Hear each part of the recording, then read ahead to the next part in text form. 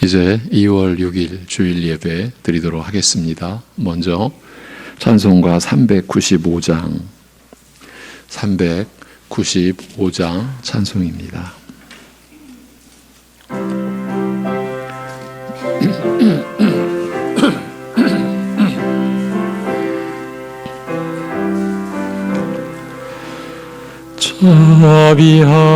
자비하신 예수여, 내가 사람 가운데 의지할이 없으니 슬픈 자가 됩니다.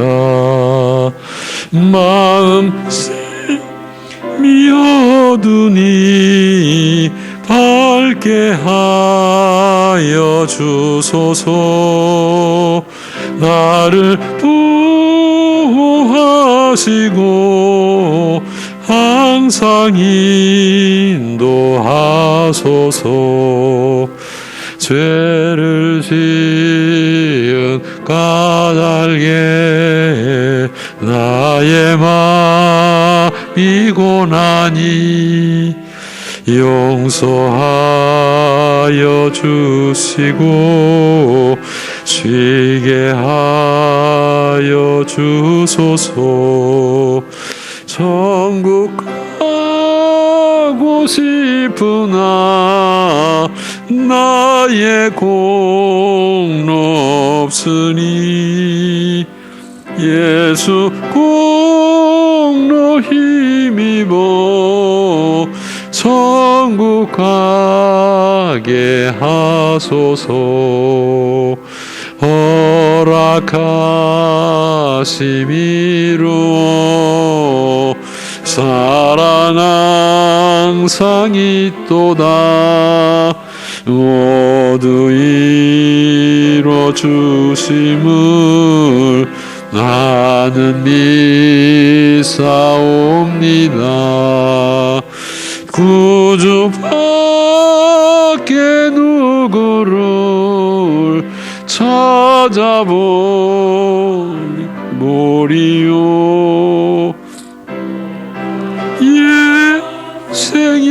예수님 더 원할 것 없도다. 거룩하신 구주여, 피로 날 사셨으니 어찌 감사한지 말로 알 수 없도다. 주의 귀한 영상을 나도 입게 하시고 하늘 날아가서도 사랑하게 하소서.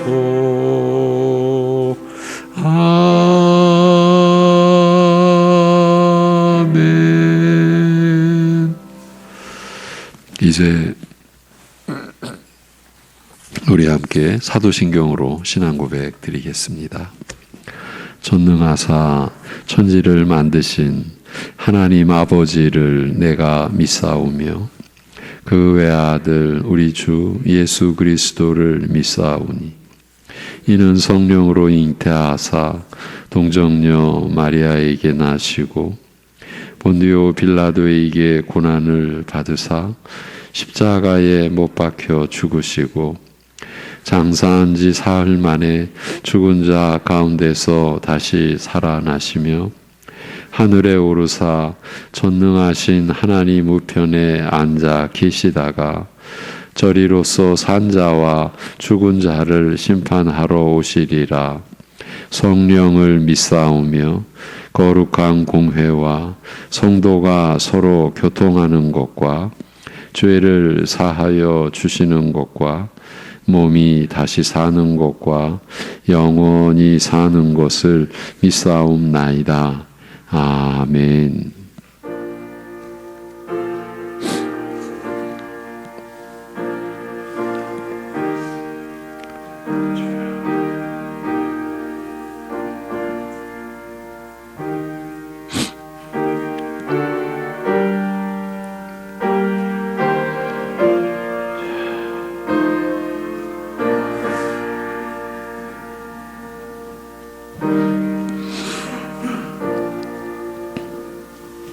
여호와여, 내 눈을 돌이켜 허탄한 것을 보지 말게 하시고 주의 길에서 나를 살아나게 하소서.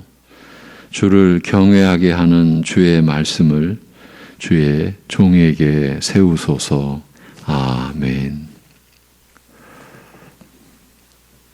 오직 우리의 생명 되시고 소망 되신 하나님 아버지, 베풀어 주신 한없는 은혜를 힘입어 오늘 예배드리는 모든 심령들을 친히 주장하여 주셔서 죄의 악됨을 자복하게 하여 주옵시고 주의 말씀 안에서 베풀어 주시는 은혜와 진리를 따를 수 있도록 인도하여 주시옵소서. 예수님의 이름으로 기도합니다. 아멘. 일어나셔서 우리 함께 70장 찬송 드리겠습니다.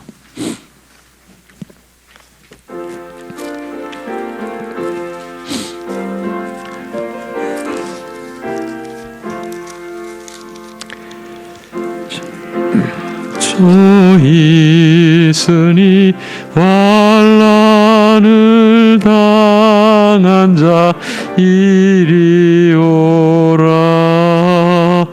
땅들이 변하고 물결이 일어나 산 위에 넘치되 두렵잖네.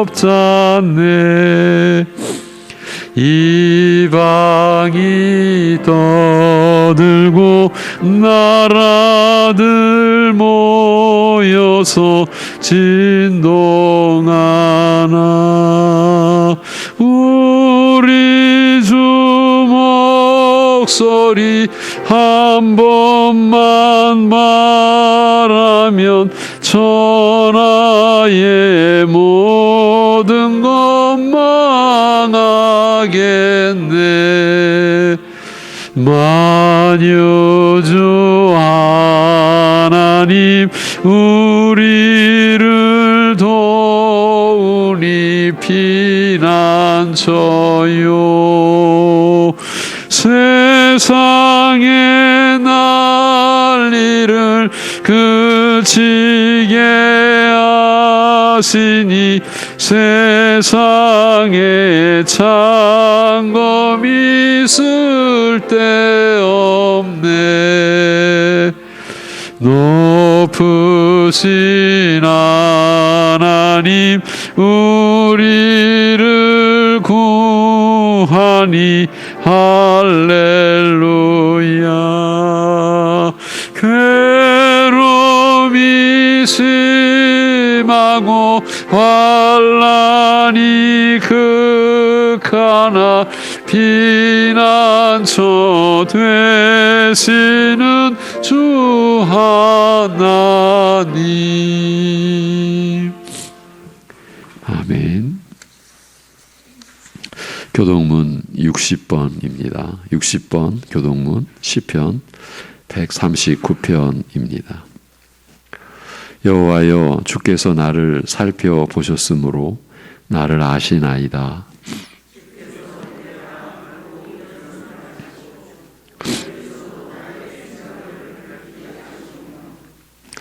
나의 모든 길과 내가 눕는 것을 살펴보셨으므로 나의 모든 행위를 익히 아시오니.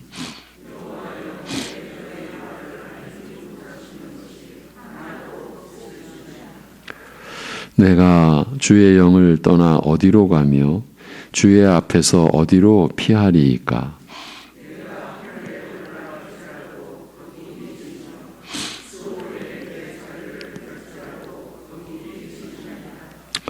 내가 새벽 날개를 치며 바다 끝에 가서 거주할지라도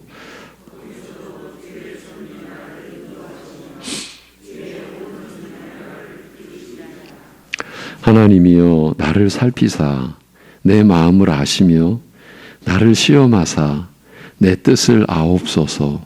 내게 무슨 악한 행위가 있나 보시고 나를 영원한 길로 인도하소서.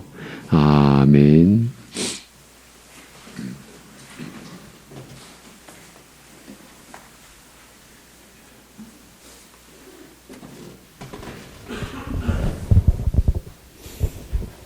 하나님 아버지, 우리를 하나님의 형상으로 지으시고 하나님을 알게 하시니 감사합니다.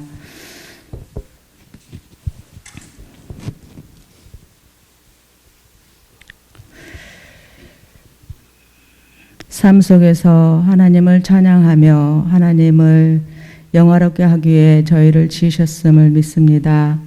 오늘 말씀 속에서 하나님, 저희들이 그러한 주님을 찬양하기를 간절히 원합니다.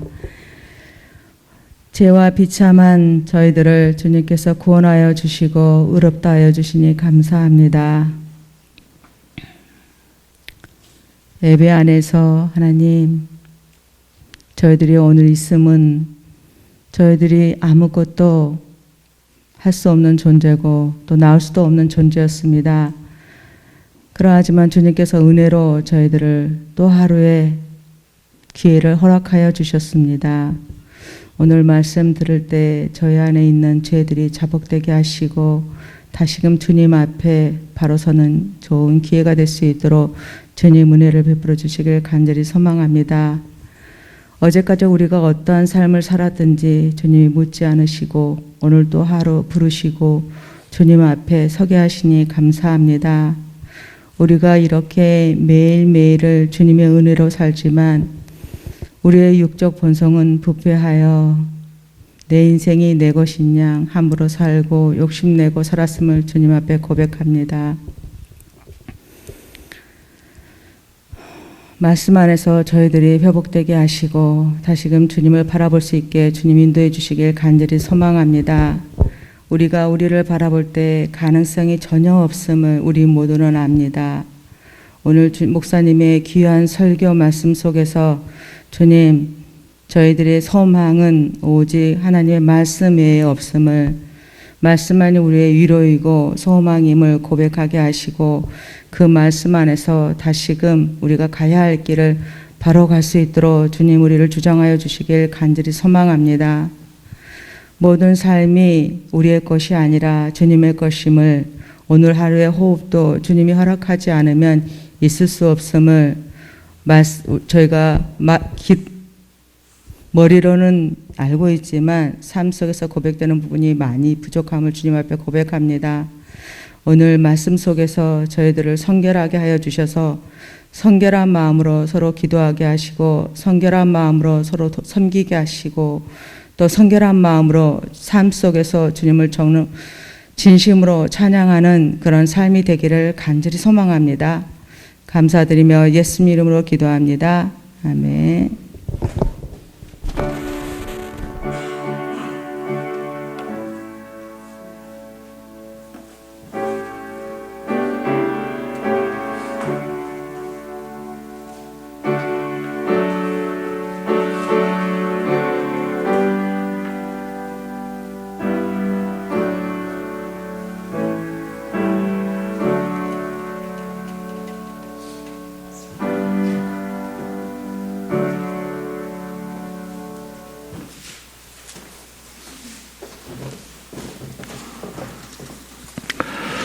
네, 408장 찬송가 408장 찬송 드리겠습니다.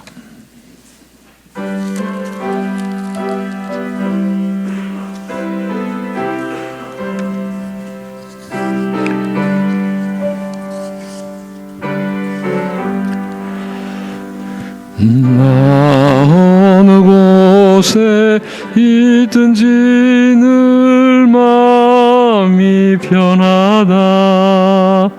주 예수 주신 평안함 늘 충만하도다. 나의 마음속이 늘 평안해. 나의 마음속이 늘 평안해. 악한 죄 파도가 많으나 믿을 평안해 내 맘에 솟는 영생수 한없이 흐르니 목마름 다시 없으며 늘 평안하도다 나의 마음속이 늘 평안해 나의 마음속이 늘 평안해 악한 죄 파도가 많으나 마음이 늘 평안해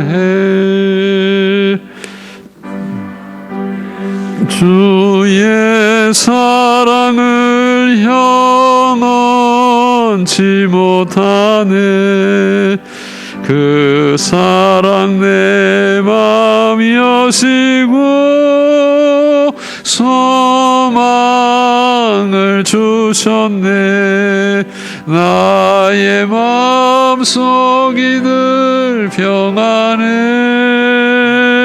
나의 마음속이 늘 평안해 악한 죄 파도가 많으나 나의 늘 평안해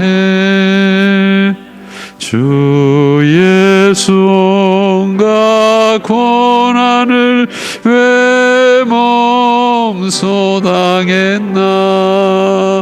주 함께 고난 받으면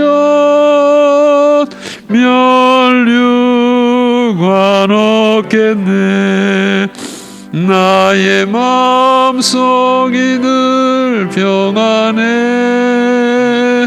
나의 마음속이 늘 평안해 악한 죄 파도가 많으나 마음이 늘 평안해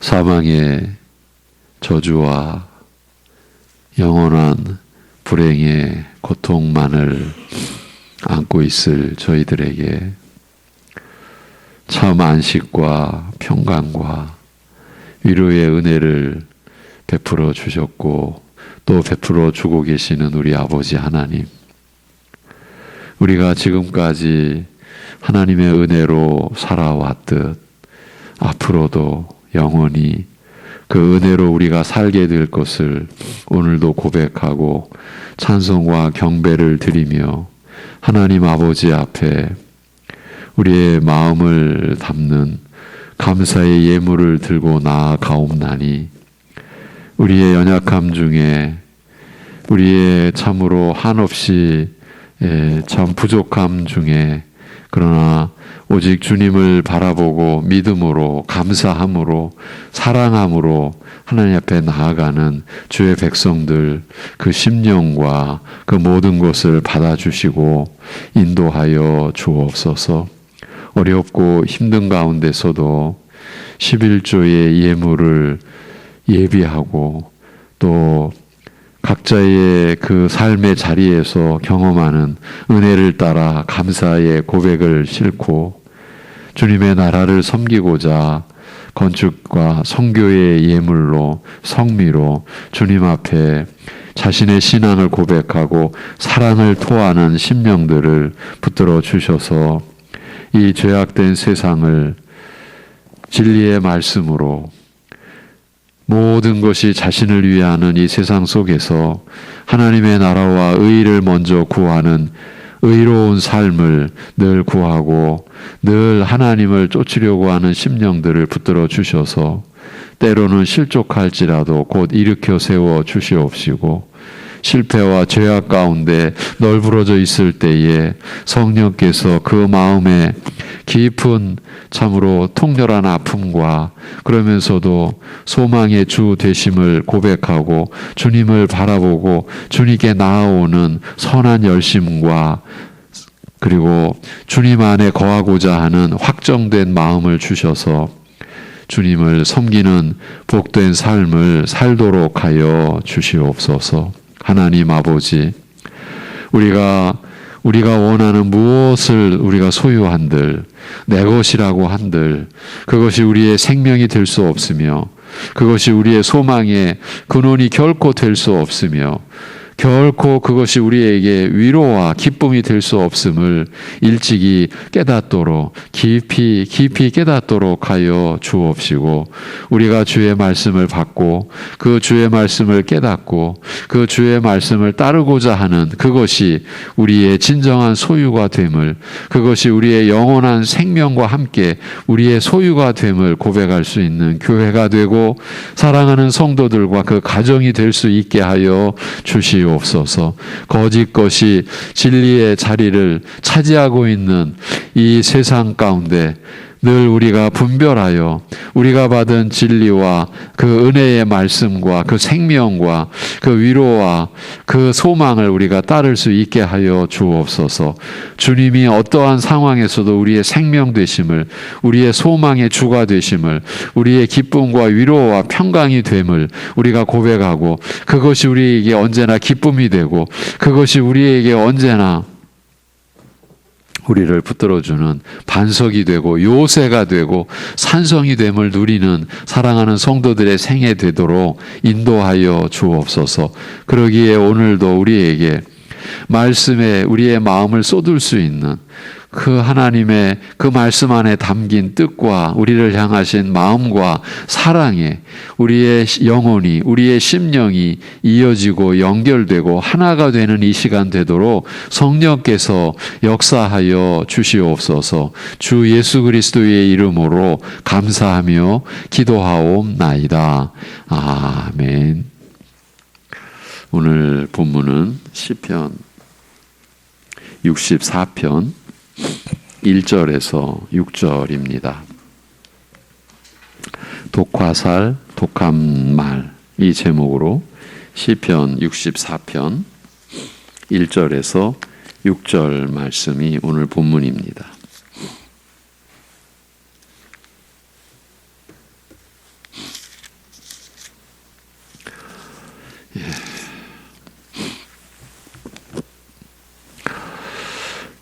시편 64편 1절에서 6절 다윗의 시 인도자를 따라 부르는 노래. 하나님이여 내가 근심하는 소리를 들으시고 원수의 두려움에서 나의 생명을 보존하소서.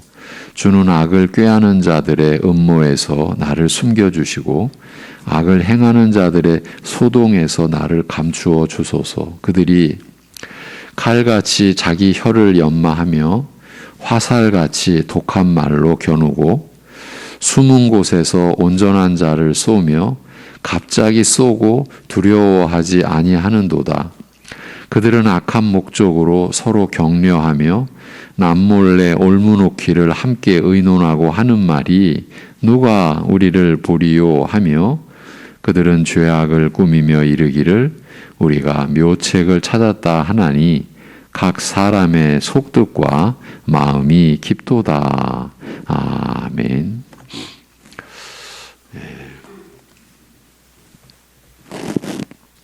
지난주까지 우리가 함께 나눴던 시편 63편은 메시아께서 고난 받으실 때 보이신 믿음을 보여주신 시라고 했습니다.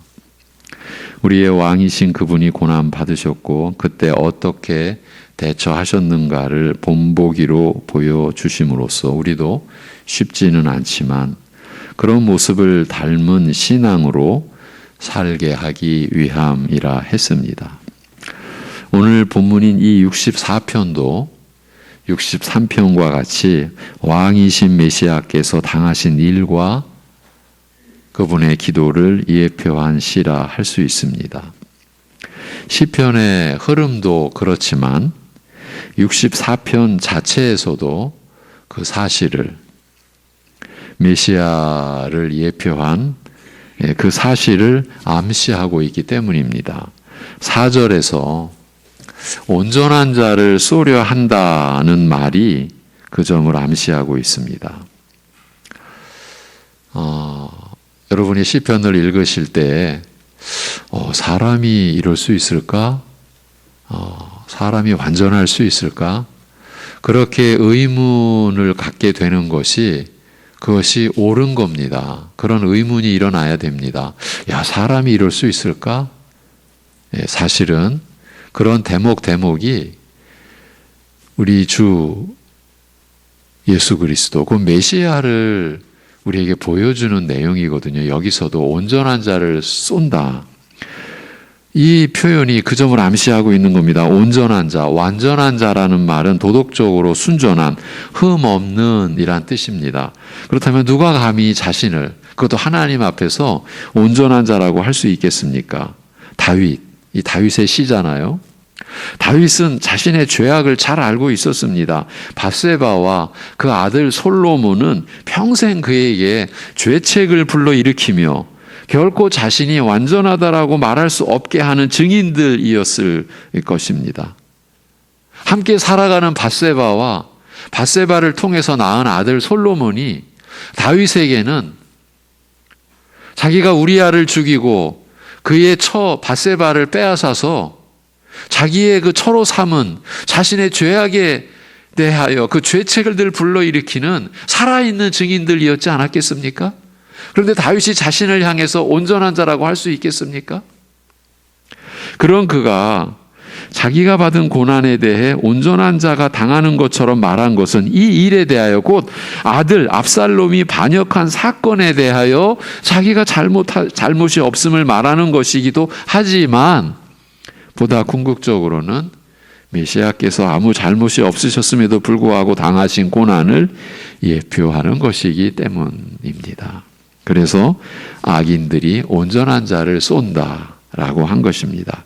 인간으로 오신 교회의 왕이시며 흠 없으셔서 하나님 앞에서 온전하신 예수 그리스도께서도 이 땅에서 부당한 고난을 당하셨으며, 그럴 때 어떻게 하셨는가를 보여줌으로써 우리 신자들도 주님을 본받아서 더 큰 믿음으로 하나님 앞에 서게 하기 위함인 것입니다. 그래서 이제 끝에 9절, 10절에서 모든 사람으로 이 내용이 넘어갑니다. 메시아의 일이 그 백성들에게로 확장되는 것입니다. 바로 이 점이 모든 신자들에게 임하는 하나님의 은혜인 것입니다. 64편도 이런 구조를 갖고 있음을 알고 이 시편을 살펴야 하겠습니다. 그럴 때 우리가 어떤 믿음을 가져야 하는지를 알게 되기 때문입니다. 제가 여러분에게 귀에 못이 박히도록 드려온 말씀, 자기 믿음으로 계시면 안 된다고, 항상 말씀으로 우리의 믿음, 우리 교회, 우리 가정, 나의 믿음이 말씀으로 확인되어져야 된다고, 말씀에서 받은 믿음이어야 한다고. 사람이 준 믿음으로 여러분 살면 어쩌겠습니까? 나 같은 것이 믿음을 나의 것으로 갖고 있다라고 하면 여러분은 어쩌겠습니까? 그것이 영생을 보장할 수 있겠습니까? 사실은 무모하다 그런 표현을 하는데 우리만큼 무모한 사람이 있을까 싶기도 합니다. 어떤 면에서 나의 믿음을 갖고 있다라고 할 때, 오늘 본문도 우리가 어떤 믿음을 가져야 하는지 이거를 지금 보여주시려는 거예요. 이것이 하나님의 뜻이에요. 우선 이 시편은 주님께서 고난 중에 어떻게 하셨는지부터 보여줍니다. 1절, 하나님이여 내가 근심하는 소리를 들으시고 원수의 두려움에서 나의 생명을 보존하소서. 주는 악을 꾀하는 자들의 음모에서 나를 숨겨주시고 악을 행하는 자들의 소동에서 나를 감추어 주소서. 뭐가 느껴지십니까? 이 말씀은 예수님도 자기에게 일어난 이 곤란한 일들에 대해 하나님께 전적으로 기도로 의뢰하고 있음을 알려줍니다. 행악자들의 음모와 죄악을 짓는 군중들에게서 벗어나게 해 주시라고 기도하고 있습니다.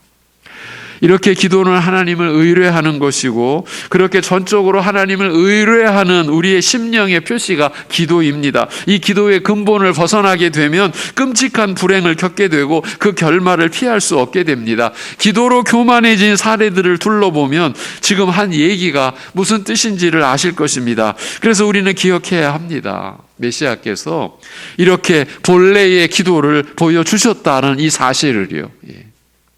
사실 예수님이야말로 기도하지 않아도 되는 분이셨습니다. 귀신 들린 자를 낫게 해주시고 죽은 자도 살리시며 풍랑이 있는 바다 위를 그냥 걸어가실 수 있는 예수님이십니다. 또 사람이 속으로 무슨 생각을 하는지도 이미 다 알고 계시는 분이셨습니다. 이 사람이 나에게 뭘 기대하고 나왔는지, 이 사람의 상태가 어떤지 모든 것을 다 아시는 분이셨습니다. 어쩌면 그 본인 스스로 알지 못하는 자기 마음의 깊은 동기도 이미 주님은 다 알고 계시는 그런 분이십니다. 그런 분이시라면 자신을 해하려 하는 자들의 음모를 알아차리는 것은 일도 아니었을 것이고, 그런 자들을 대응하고 처벌하는 것도 식은 죽 먹는 것 같이 쉬운 일이었을 것입니다. 그런데도 예수님은 그 악인들을 징벌하는 일에 자신의 능력을 쓰신 적이 없습니다.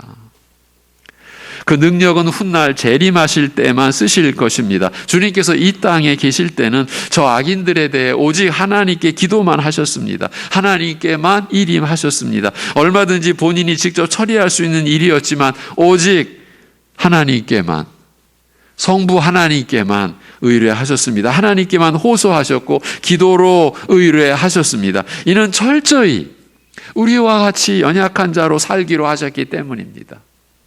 사람으로 오신 그 뜻이 거기에 있었습니다. 힘없는 우리 믿는 자들의 입장에 서 계셨기 때문입니다. 그래서 원수들을 파하는 신적 능력을 갖고 계셨음에도 불구하고 이 땅에 계실 때는 그 능력을 사용하시지 않고 오직 우리 신자들의 본이 되는 일만 하신 것입니다. 혹독한 고난을 당하실 때도 예수님은 자기 백성들의 연약함을 기억하시며 그들이 본받아야, 그러니까 우리가 본받아야 할 믿음의 모습을 친히 시행해 보이셨습니다. 생명을 하나님께 의뢰하신 것입니다. 이는 눈앞에 자기가 감당하지 못할 음모를 꾸미는 무서운 무리를 만났을 때에 우리도 하나님께 도와달라고 호소할 수 있다는 말입니다. 그것을 보여주신 것입니다. 원수들에게 둘러싸여 있을 때 예수님뿐만 아니라 다윗도 사람의 도움을 기대하지 않았습니다. 그에게는 하나님이 계셨습니다. 하나님을 찾았고 하나님께 모든 것을 의뢰했습니다. 자기 손으로 원수를 갚겠다고 나서지도 않았습니다. 하나님께 맡긴 것으로 충분하다고 여겼습니다. 이것을 보여주신 것입니다. 우리는 사실 그럴 만한 힘도 없습니다. 그러나 전혀 문제될 것이 없습니다. 모든 힘을 가지신 예수님도 자기에게 일어난 반역과 생명을 잃게 하는 두려운 일을 오직 하나님께만 맡기셨다면 대적들보다 힘이 없는 우리들이야 무슨 수가 있겠습니까? 하나님을 의뢰하는 것밖에 다른 수가 없습니다. 우리 믿는 자들이 반드시 그래야 한다라는 것을 보여주시기 위해 예수님께서는 원수들에게 둘러싸인 이 상황에서도 먼저 오직 하나님께만 의뢰하고 계셨던 것입니다. 이것이 하나님의 말씀입니다. 이런 가르침을 주시기 위해 성경이 우리에게 주어졌습니다. 본문 시편도 그 역할을 위해 기록되었습니다. 그 역할은 곧 우리 믿는 자들을 위한 것입니다. 그럼 여기서 이 시편 64편에서 드러난 완전한 왕이신 분이 당한 일은 어떤 일입니까? 오늘 본문은 어떤 고난의 형태를 우리에게 보여주고 있는 것일까요? 여러 가지 형태의 고난 중에 여기서 원수들이 왕에게 보인 악행은 말로 사람을 죽이는 그런 류의 죄악입니다. 오늘 본문, 오늘 설교 제목을 떠올려 보시면 되시겠죠. 3절이 바로 이 얘기입니다. 그들이 칼같이 자기 혀를 연마하며 화살같이 독한 말로 겨누고, 사람의 말이 사람을 죽이기도 합니다. 악인들은 독소를 내뱉거나 헛소문을 퍼뜨려서 의인을 고통스럽게 만듭니다. 저들은 어떻게 하면 상대를 더 괴롭힐 수 있을까 하여 칼을 갈듯이 혀를 연마했다고 합니다.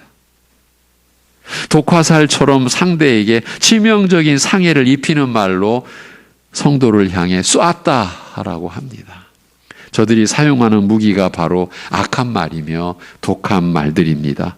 야고보서 3장이 밝힌 바와 같습니다. 들어보십시오. 이와 같이 혀도 작은 지체로 돼 큰 것을 자랑하도다. 보라, 얼마나 작은 불이 얼마나 많은 나무를 태우는가. 혀는 곧 불이요, 불. 불의의 세계라.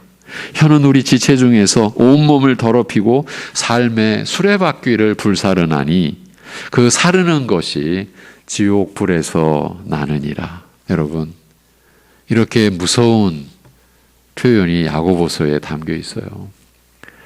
7절, 여러 종류의 짐승과 새와 벌레와 바다의 생물은 다 사람이 길들일 수 있고 길들여 왔거니와 혀는 능히 길들일 사람이 없나니 쉬지 아니하는 악이요 죽이는 독이 가득한 것이라. 야고보가 우리 인생의 이 실체를 이렇게 드러내 준 거예요. 작은 지체인 혀, 생의 수레바퀴를 불사른다. 그 사르는 것이 지옥불에서 났다. 손가락만한 화살촉에 묻은 독이 사람을 죽이듯이 악인들은 새치혀로 독한 말을 성도들을 향해 쏘아댑니다. 길들이지 않은 혀로 그 마음속에 죄악된 것들을 묻혀 다른 사람들에게 쏘아대는 말들은 사람을 죽이는 독이 가득 묻은 독화살과 같습니다. 메시아께서도 그런 경험을 당하셨습니다. 독이 묻은 화살과 같이 사람을 죽이는 말을 십자가보다 먼저 경험하셨습니다. 그렇다면 완전하신 그분에게 어떤 말이 독화살과 같은 것이었겠습니까? 사람들이 예수님에게 부당한 말들을 수없이 쏟아냈지만 무엇보다 예수님을 치욕스럽게 했던 말은 아마도 마귀의 힘을 빌어서 이적을 행한다라고 한 모함일 것입니다. 예루살렘에서 내려온 서기관들은 그가 바알 세불이 집혔다 하며 또 귀신의 왕을 힘입어 귀신을 쫓아낸다 하니 마가복음 3장의 기록입니다. 마귀의 자녀들이 예수님을 마귀 새끼라고 마귀의 졸병이라고 지금 말하는 그런 구절이에요. 예수님더러 저거 마귀 새끼라고, 저거 마귀의 쫄병이라고. 인간적으로 보자면 제일 자존심 상하는 일이었을 것입니다. 의의 왕으로 오신 분을 더러운 귀신의 졸병이라고 하는 이런 말이 얼마나 무섭습니까? 이건 청렴한 판사에게 도둑이나 성추행범의 누명을 씌우는 것과 유사합니다. 쉽게 참을 수 없는 그런 모멸감을 주는 말인 것입니다. 또 다른 예는 십자가에 달리셨을 때 악인들이 내뱉은 모독의 말입니다. 마가복음 15장에 그 이야기가 상세히 기록되어 있습니다.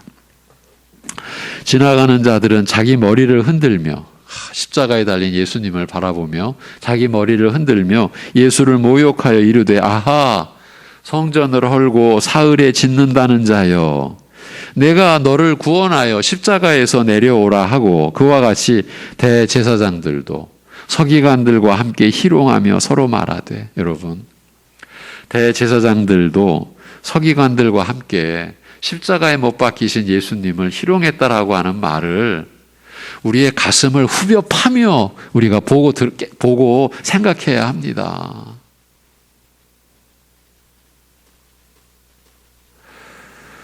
강 건너 불구경하듯이 대제사장들도 저랬어? 서기관 저것들도 저랬어? 여러분 그렇게 보시면 안 됩니다. 그게 곧 나에 관한 말씀입니다. 우리에 관한 말씀입니다.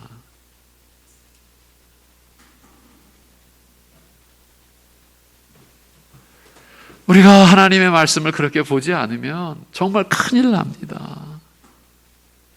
여러분, 내 코가 석자라고 하는 말을 실감하신 적 있으시죠? 하나님 앞에서 진리를 가지고 우리가 내 코가 석자야, 그걸 실감하셔야 됩니다. 그와 같이 대제사장들도 서기관들과 함께 희롱하며 서로 말하되 그가 남은 구원하였으되 자기는 구원할 수 없소다. 이스라엘의 왕 그리스도가 지금 십자가에서 내려와 우리가 보고 믿게 할지어다 하며 함께 십자가에 못 박힌 자들도 예수를 욕하더라. 이것이 마가복음 15장의 기록입니다. 자신들을 구원하기 위해 십자가 위에서 하나님의 진노를 홀로 받고 죽어가는 메시아에게 저들은 한껏 조롱하는 말을 쏟아내고 있습니다. 십자가에서 내려올 힘도 없는 주제에 무슨 세상을 구원한다라고 하느냐, 이게 정말 웃긴다, 그런 얘기죠. 지금 그러고 있는 겁니다. 심지어 함께 십자가에 못 박힌 강도들도 욕을 하면서 덤벼들었습니다. 우리 같으면 이런 말을 들으면서까지 내가 쟤네들한테 잘해줘야 돼? 하면서 당장이라도 지진을 일으켜서 땅이 꺼지게 하거나 아니면 잠깐이라도 손에 박힌 못을 빠지게 해서 내려왔다가 뭔가를 보여주고 다시 올라가더라도 올라갔을 것 같은 그런 모독의 말을 하고 있는 것입니다. 그것을 메시아께서 다 듣고 계시는 겁니다. 예수님께도 그러했다면 예수님을 믿는 자들에게는 오죽이나 더 하겠습니까? 저들은 썩은 마음에 독을 묻힌 그 독설들을 성도들을 향해 쏘아댑니다. 조롱과 냉소와 비웃음과 비난의 화살을 쏘아 마침내 신자들의 마음이 힘을 잃고 하나님 앞에서 쓰러져 믿음에서 떠나 자기들과 같이 죄악 속에서 살게 되기까지는 저들은 그 독화살 쏘는 일을 절대 쉬지 않습니다. 적군을 포로로 잡은 뒤에야 공격을 그만두듯이 하나님을 떠나 마귀의 포로가 될 때까지 저들은 악한 말로 성도들을 공격하는 일을 쉬지 않는 것이에요. 상대가 가장 힘들어할 만한 그런 말을 잘도 골라내서 끊임없이 공격합니다. 그것을 우리에게 일러주고 계시는 거예요. 더 나아가 저들은 그런 공격을 위해 전혀 예측하지 못하는 병법을 쓴다고 진술합니다. 4절이 그 얘기입니다. 숨은 곳에서 온전한 자를 쏘며 갑자기 쏘고, 숨은 곳에서 또 갑자기, 어떻게 우리가 대처하겠습니까? 그러면서도 두려워하지 아니하는도다. 전혀 겁 없이 겁 안 먹고 지금 그 짓을 하고 있는 거예요. 우리가 무슨 수로 대처를 하겠어요? 완전한 자를 숨은 곳에서 갑자기 쏜다는 말은 이런 악인들은 전혀 예측하지 못하는 사람이라는 그 말이죠. 언제 무슨 말로 또 공격을 가할지 알 수가 없는 시한폭탄과 같은 존재라는 것이에요. 악인들의 특징이 그렇습니다. 무엇으로 꼬투리를 잡아 독한 말을 퍼부을지 알 수 없는 거예요. 한결같이 투명하고 믿을 만한 사람이 절대 아닌 것이에요. 여태 잘 지내는 것처럼 보였다가도 언제 또 무슨 트집을 잡아 독소를 쏟아낼지 종잡을 수가 없는 거예요. 그들은 갑자기 독이 묻은 화살을 날려댑니다. 마음에 가득 담긴 무서운 독을 묻힌 말들을 갈고 닦은 혀에 묻혀 성도의 마음을 찌릅니다. 그 말로 상대가 괴로워하는 모습을 보면 오히려 가증스러운 미소를 지어가면서 만족해하고 속이 시원함을 느끼는 것입니다. 마치 저격수가 은밀한 곳에 숨어 있다가 목표물이었던 적군의 장군을 쏘아 맞췄을 때 쾌재를 부르는 것과 같습니다. 악인들은 예수님과 그 백성들에게 불시에 독소를 내뱉어서 기쁨과 평안을 빼앗아가는 자들입니다. 종잡을 수 없이 이랬다 저랬다 하는 성품으로 불시에 완전한 자를 공격함으로써 마음의 즐거움을 삼는 자들입니다. 그러면서도 저들은 전혀 두려워하지 않는다고 합니다. 오히려 그것을 만족스러워한다라는 말입니다. 그뿐만이 아닙니다.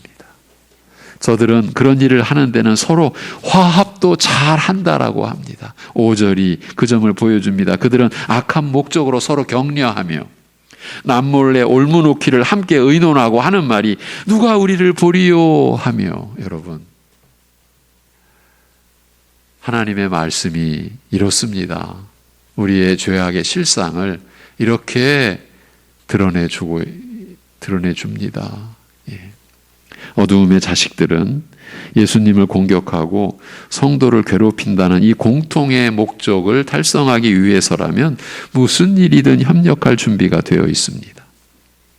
저들은 악행을 저지르는 일에는 서로 마음도 잘 맞고 상대방을 격려하며 서로를 붙들어 주기도 합니다. 그런 암흑 세상의 일을 위해서라면 하나가 됩니다. 교회에 가자면 질색팔색 하는 자들이 술 먹으러 가자고 하면 세상에 이렇게 친한 친구가 있을까 하는 정도로 가깝게 지냅니다. 사람들은 원래 죄에도 끌리게 되어 있습니다. 선악과를 먹을 때 마귀가 심어준 거짓 만족이 그것입니다. 먹음직도 하고 보암직도 하고 탐스럽기도 하게 느끼는 것입니다. 죄가 꼭 그렇게 보인다는 말입니다. 나를 만족시켜 줄 것이라고 생각되는 겁니다. 그래서 거듭나지 않은 인생은 죄가 의보다 더 좋게 보이는 것입니다. 하나님보다 세상이 더 좋고 주의 백성들보다는 죄를 지으면서도 죄라고 말하지 않고 죄를 즐기며 함께 즐기자고 하는 사람이 더 좋게 여기게 되어 있는 겁니다. 그래서 죄인들끼리는 쉽게 어울릴 수가 있는 겁니다. 죄라는 공통의 즐거움이 있기 때문입니다. 죄는 우리에게 흉측한 어떤 것으로 다가오지 않습니다. 탐스러운 열매로 우리에게 다가옵니다. 그래서 사람들은 죄를 그냥 좋아합니다. 날 때부터 이기적이고 시기와 질투와 미움과 분내는 것에 자연스러운 것은 부패한 본성의 취향이 그렇기 때문입니다. 결과는 쓰지만 과정은 지극히 달콤하기 때문입니다. 거듭난 자들도 그런 성향을 가지고는 있으나 임재에 계시는 성령께서 그것을 어느 정도 제어할 수 있는 힘을 주시지만 거듭나지 않은 자들은 그런 성향을 제어할 힘이 없습니다. 그래서 동질감을 느끼는 자들끼리 함께 모여 세력을 구축하기 마련입니다. 누가 보리요라는 말은 그런 생각으로 서로 뭉친다는 것이고 그런 모임을 당당하게 여긴다는 것이며 그래서 두려움이 없다는 말입니다. 여럿이 모여 있으니 자신들이 힘 있는 것처럼 느끼고 하나님도 이길 것 같은 겁니다. 그래서 저들은 죄의 독화살을 만들어내는 공장, 그 공장 지대를 형성하는 것입니다. 6절은 그런 저들의 독화살 제조 기술이 놀랍다. 그걸 보여주는 구절이에요. 그들은 죄악을 꾸미며 이르기를 우리가 묘책을 찾았다 하나니 각 사람의 속뜻과 마음이 깊도다. 표현이 아주 야릇하죠. 죄를 지어도 여럿이 함께 있으니까 괜찮을 거라고 위로를 삼고 계속 함께 모여 예수님과 그를 믿는 자들을 괴롭힐 궁리만 하는데 그 기술이 놀랍다는 것입니다. 사람의 마음은 정말 그 깊이를 헤아릴 수 없을 정도로 죄를 생산해내는 일에는 탁월하다?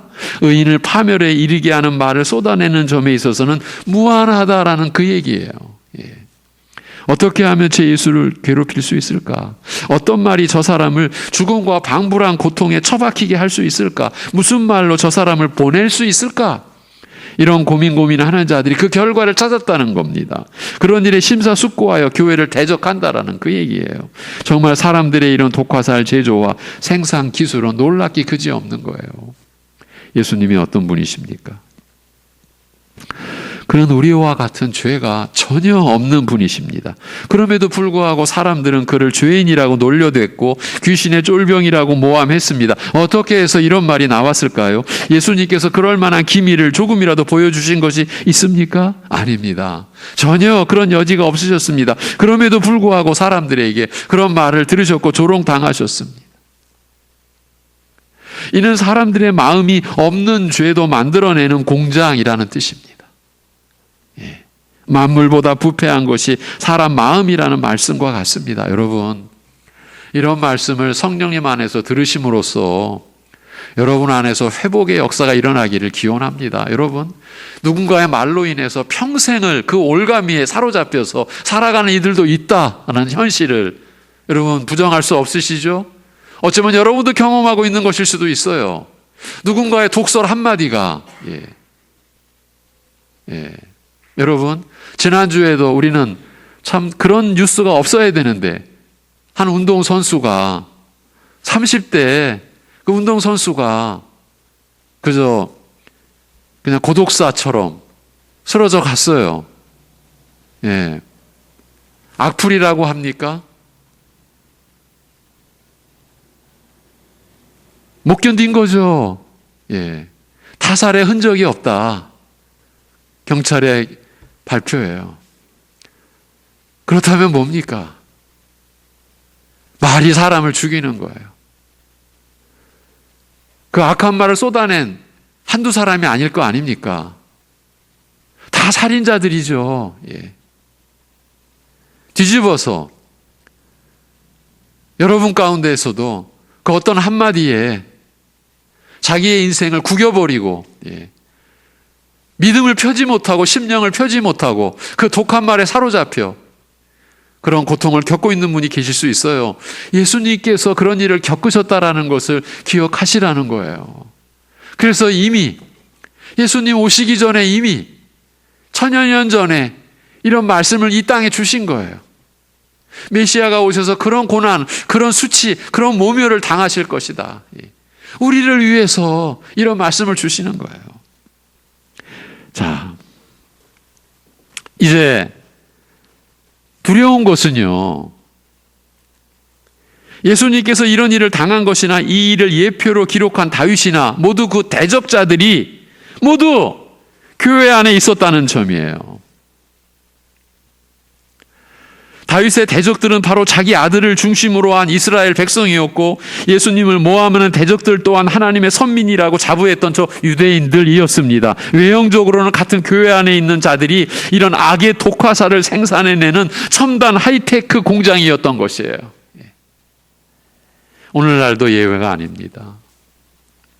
교회 안에 이런 독화살 제조 공장이 있습니다. 그들은 함께 몰려다니며 독화살을 제조합니다. 그리고 기회가 되면 그 독화살, 그 독한 말을 쏘아댑니다. 그 말을 듣는 상대방이 어떤 고통을 겪게 되든지 저들에게는 아무 상관이 없습니다. 그 일을 즐기고 나아가서는 자신들의 사명이라고까지 여깁니다. 무서운 이야기 하나 들려드립니다. 열왕기 하에 보면 선지자 엘리사를 대머리라고 놀려댔던 아이들이 곰에게 쫓겨 죽은 사건의 기록이 있습니다.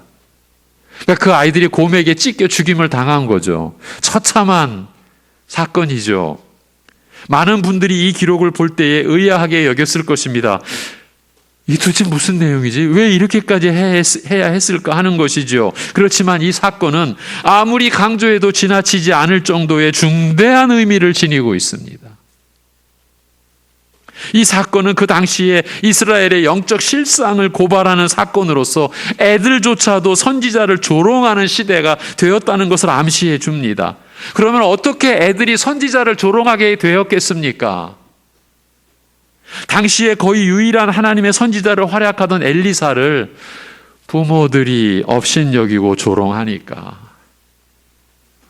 그것을 본받아 그 자녀들조차도 하나님의 선지자를 그저 동네의 놀림감 정도로 생각하고 있었습니다. 오늘날 어떻습니까? 우리 부모 세대가 말씀과 말씀의 사역자를 어떻게 보고 있습니까? 무슨 말을 합니까? 그때 부모들이 선지자를 생각할 때에 하나님의 말씀을 대언하는 것으로서 그 가치를 생각하지 않고 생긴 게 어떤지 몸매가 어떤지 하는 것만 가지고 판단하다 보니까 또 그렇게 그 판단을 말로 나타내니까 그의 대머리가 놀림감이 되었고 부모들의 그런 신앙을 그런 말을 자녀들이 그대로 대물림 받았다는 것입니다. 그것을 드러내준 그 기록이에요. 그처럼 어른부터 아이까지 썩을 대로 썩은 교회의 이 불신앙적인 모습은 무서운 심판을 당한다. 그걸 보여준 거예요.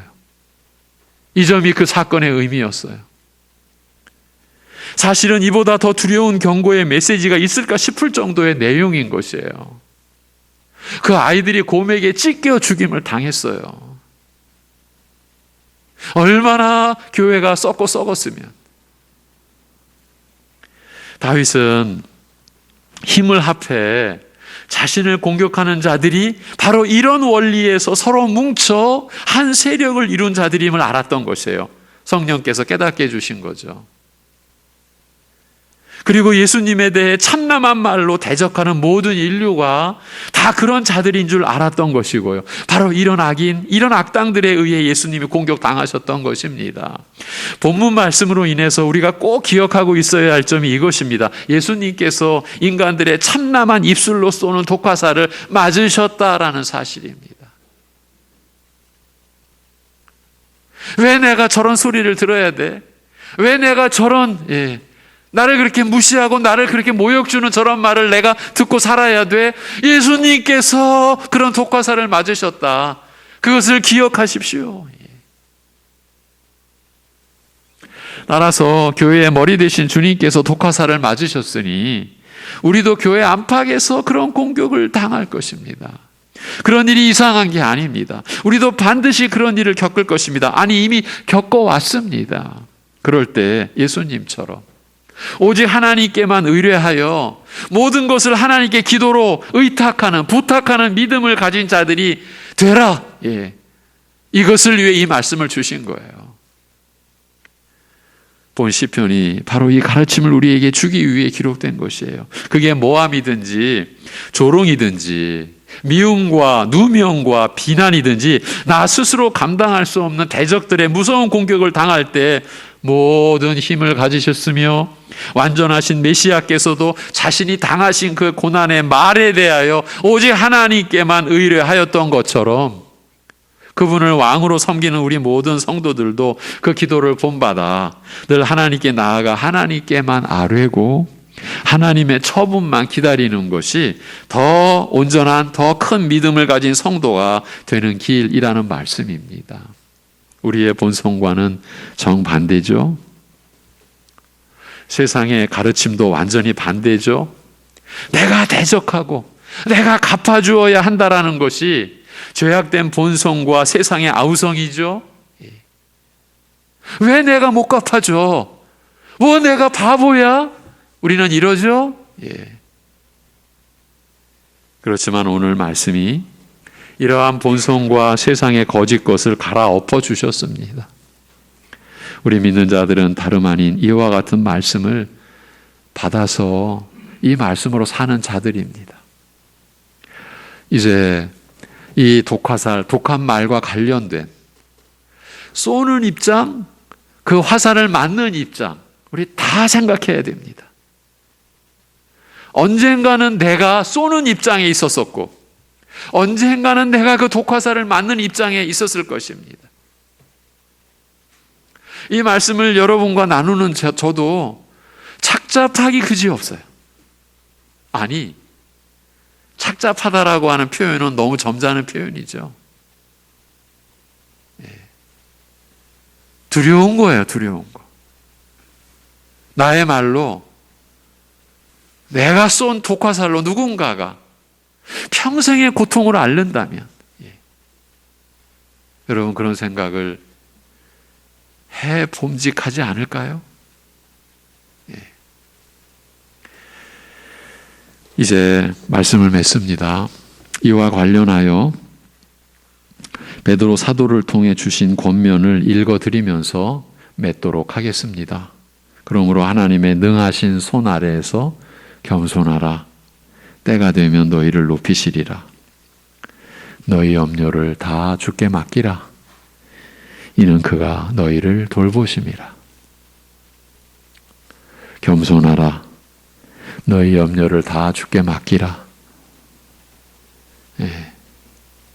우리가 겪는 모든 고난, 때로는 그것이 어떤 비난, 어떤 수치, 어떤 모독도 내가 갚으려 하지 않고 그것도 다 주께 맡기는 것.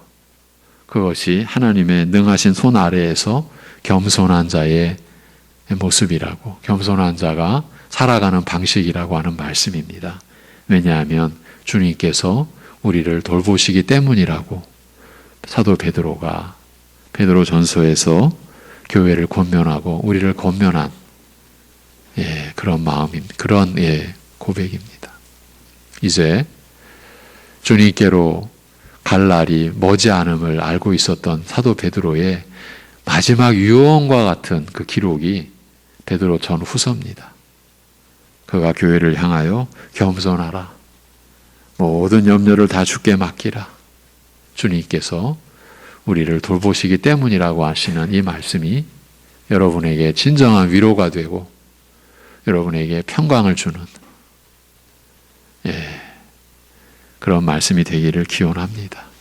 진실로 그 독화살을 맞아서 고통당하는 심령들이 이미 우리 주님이 이 땅에 오시기 전 1000년 전에 이미 이와 같은 말씀을 이 땅에 보내주셔서 기록하여 교회에 주셔서 우리를 위로하고 계셨다라고 하는 이 사실로 큰 위로받고 그 상한 심령이 회복되는 성령께서 그 상처를 싸매주시고 회복되는 역사가 일어나기를 진심으로 기원합니다. 하나님 아버지,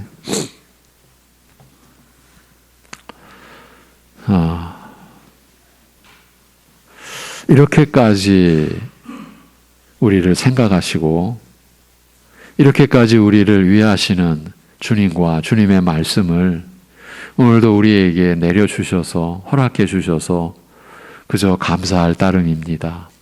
그러나 그 감사함에 앞서서 우리는 우리가 어떤 독화살 제조 공장이었었을까? 아니면 무리를 지어서 우리가 그런 독화살 제조 공장을 세워왔었던 것은 아닐까 하는 두려움으로 먼저 우리 자신을 돌아봅니다. 가정에서도 사회에서도 예배당 안에서도 칼을 연마하듯이 혀를 연마하여 누군가를 죽일 수 있는 독화살을 쏘아댔던 우리 자신을 돌아볼 수 있게 하여 주옵시고, 또 반대로 우리 자신이 그런 독화살을 맞음으로 인하여 받았던 고통, 이 또한 주님 앞에 내려놓을 수 있는 우리들 될 수 있게 은혜를 베풀어 주시옵소서. 생의 수레바퀴를 불사르는 혀에 길들일 수 없는 이 악함을 주님 앞에 내려놓사오니, 주님 앞에 토설하며 주님 앞에 의탁하오니, 우리의 심령을 다스리시듯 우리의 혀도 다스려 주시옵소서.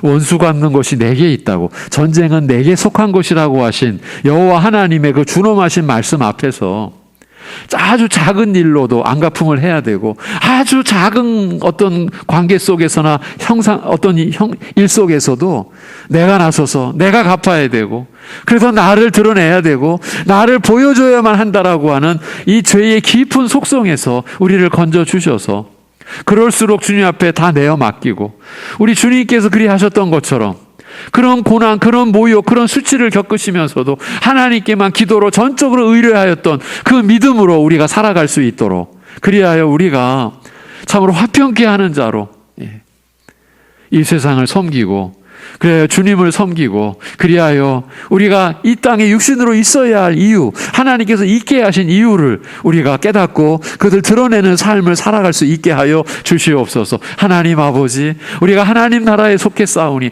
하나님을 나라를 소유한 자 되어 싸우니, 우리가 이 세상을 구하지 않고 이 세상 것을 쫓지 아니하고 하나님의 나라를 늘 구하고, 그래서 우리가 가는 곳, 사랑하는 성도들이 있는 곳, 그 가정과 이 세상이 참으로 하나님의 나라가 임하는 그 자리가 되는 것을 구하고 기뻐하고, 그리하여 말씀으로 우리가 살지 않으면 안 될 것임을 늘 고백하고 주께 우리가 의뢰하고 주님께 간구하며 살아가는 우리들 되게 하여 주시옵소서. 아버지 하나님, 원수 갚는 일이 우리에게 있지 아니함을 주님께서 모든 것을 다 보고 계시고 알고 계시고 심판하신다라고 하는 그 사실을 가지고 주님께 다 내어 맡기고, 사람들에게 어떤 멸시와 어떤 조롱을 받더라도 우리 주님이 주님께 기도로 의뢰하셨던 것처럼 우리도 그렇게 모든 것 주님께 의뢰하고 주님만을 의지하며 살아가는 우리들 되게 하여 주시옵소서.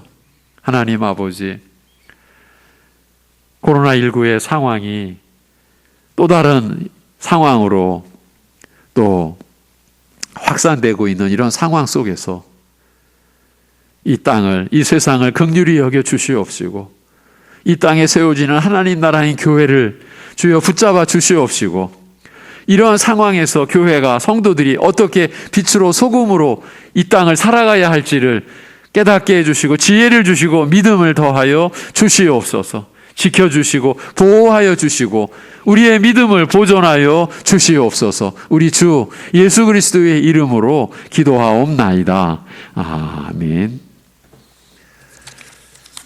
391장 찬송하겠습니다. 391장.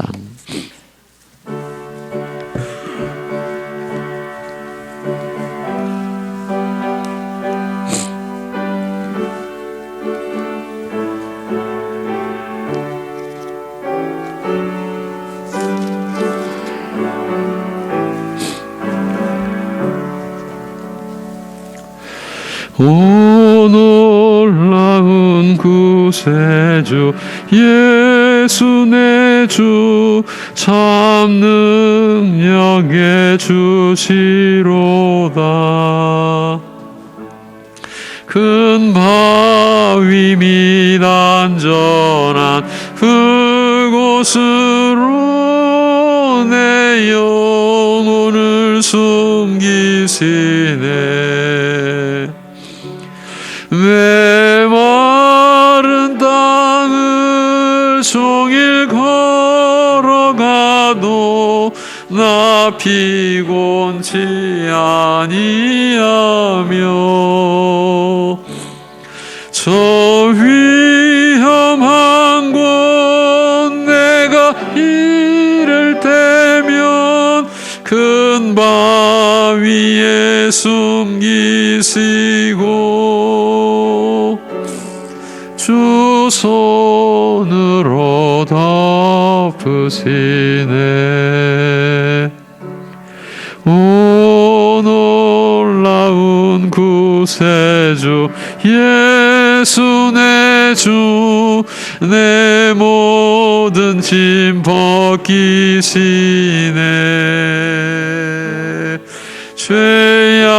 죄악에서 날 끌어 올리시며 또 나에게 힘 주시네.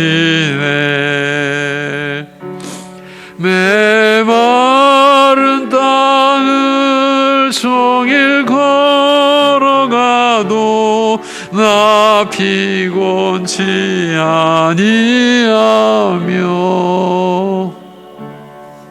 저 위험한 곳 내가 이를 때면 큰 바위에 숨기시고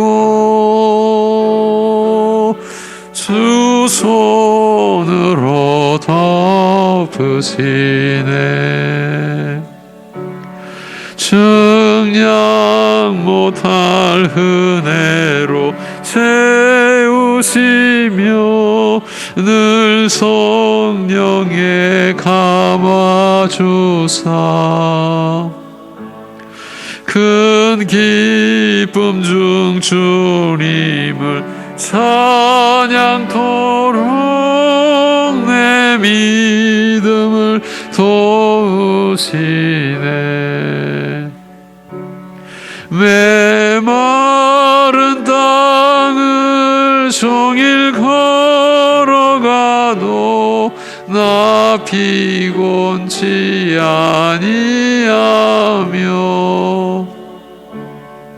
저 위험한 곳 내가 이를 때면 큰 바위에 숨기시고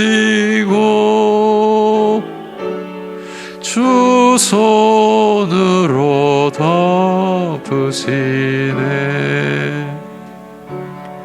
주 예수님 공중에 임하실 때 나 일어나 맞이하리. 그 구원의 은총을 노래하리. 저 천군과 천사 함께 메마른 땅을 종일 걸어가도 나 피곤치 아니하며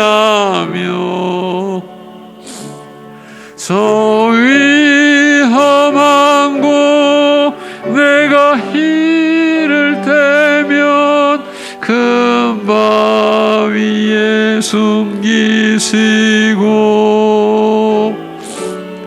주 손으로 덮으시네. 아멘. 예, 교회 소식 중에서 이제 예배와 관련된 내용은 근 2년 가까이 안내해 드렸기 때문에 이 주보회나 공지사항에는 이제 기본적인 사항은 알려드리지만 이 시간에는 생략하겠고요.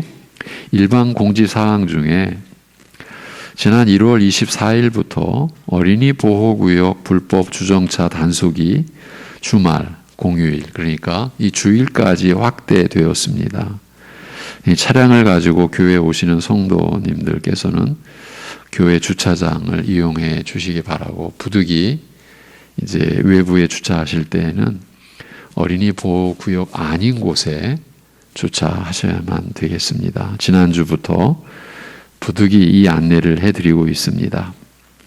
다음 주일 예배 말씀 안내입니다. 시편 64편 7절에서 10절. 그들의 혀가 그들을 해함이라. 이런 제목으로 우리가 말씀을 나눌 것입니다. 한 장을 넘기시면 이번 주는 하철환 선교사, 태국 선교사입니다. 선교지 교회를 세우고 또 오지로 들어가고 또 오지로 들어가고 계속 이런 사역을 하고 있습니다. 오직 우리 가정들, 우리 교회가 말씀으로 세워져 가야 합니다.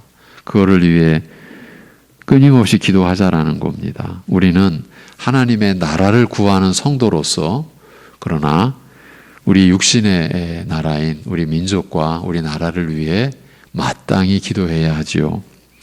영육 간의 연약한 교우들을 위해서 우리는 그치지 않고 기도를 해야 됩니다. 예, 우리 학생부 2022년도 겨울 수련회가 2월 11일 금요일에서 12일 토요일, 이 대면과 비대면을 병행해서 시행을 합니다. 기도로 동역해 주시기를 바랍니다. 본당에서 하고요.